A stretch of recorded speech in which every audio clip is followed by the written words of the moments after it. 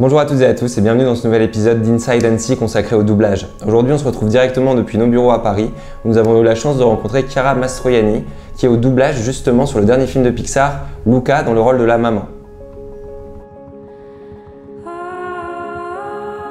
Luca, ce que je trouve vachement bien, c'est qu'effectivement c'est l'idée comme ça de cet enfant, Luca, qui est en train de grandir et comment... À la fois, il a des parents très protecteurs et en même temps, il faut bien laisser l'enfant prendre son envol. Et finalement, c'est grâce à une rencontre avec un copain avec qui il va lier une très forte amitié qu'il va réussir finalement à s'émanciper. Ce que je trouve très réussi dans le film, c'est que, comme ça, sous un aspect de légèreté, ça aborde quand même des thèmes importants. Et c'est vrai que l'idée de l'amitié qui vous aide finalement à devenir un individu par vous-même, etc. Je crois que c'était très beau. Aussi l'idée du monstre qui est pointé du doigt et qui finalement est moins monstrueux que celui qui a peur de lui, quoi. On est toujours un peu du côté des monstres finalement, parce qu'on est en empathie avec celui qui est rejeté. Et en même temps, tout ça est fait de façon subtile, parce que je trouve que le film n'est pas écrasant.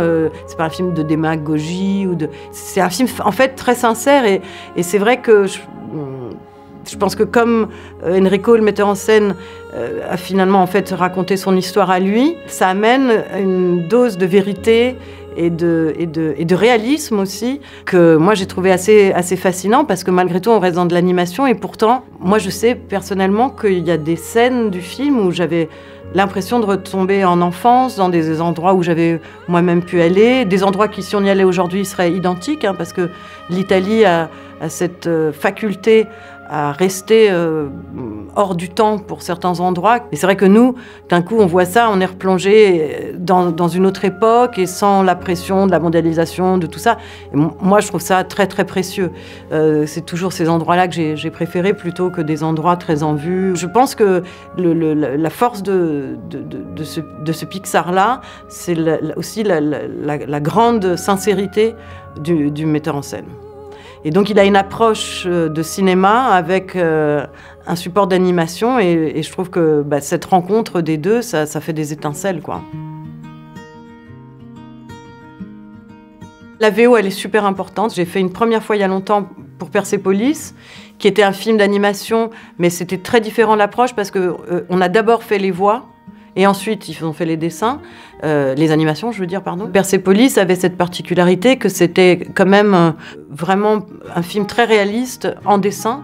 Il ne s'agissait pas d'aller inventer des voix ou faire des choses bizarres, puisque on jouait vraiment comme des acteurs et non pas comme des gens qui ont l'occasion de faire des créatures.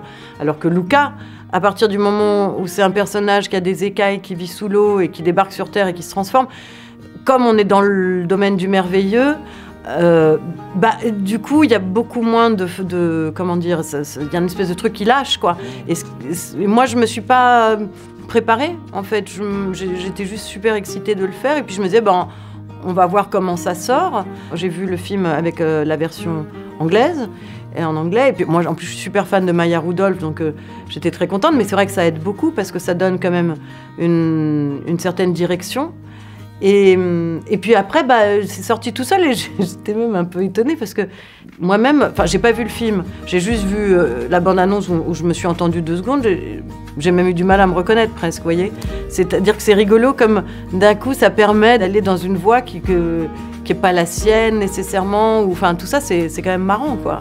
Il n'y a pas de problème d'enveloppe charnelle, et en plus, on est caché derrière un personnage totalement irréel, donc...